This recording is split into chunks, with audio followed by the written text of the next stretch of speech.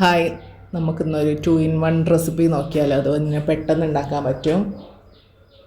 അന്ന് പഴം നിറച്ചതും കാരക്ക മുക്കി പൊരിച്ചതാണ് കാണിക്കുന്നത്. ആദ്യം ഒരു പാൻ എടുക്കുക, അതിലേക്ക് ഓയിൽ ഒഴിക്കുക, അണ്ടി ചോപ്പ് ചെയ്തതിടുക, എന്നിട്ട് അതിലേക്ക് തേങ്ങ ചെറിയതിടുക, എന്നിട്ട് ഒന്ന് നന്നായി വഴറ്റിയതിൻ്റെ ശേഷം കുറച്ച് പഞ്ചസാര ഇടുക ആവശ്യത്തിന്.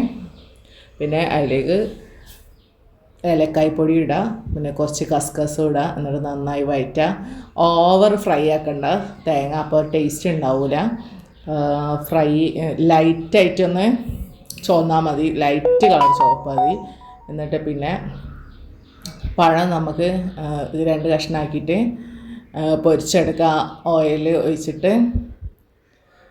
എന്നിട്ട് ഇങ്ങനെ പഴം കീറിയിട്ട് അതിലേക്ക് ഈ പണ്ടല്ലി ഉണ്ടാക്കി വെച്ച തേങ്ങൻ്റെ അത് നിറച്ച് കൊടുക്കുക. പെട്ടെന്ന് തന്നെ കഴിയും, കണ്ടില്ലേ?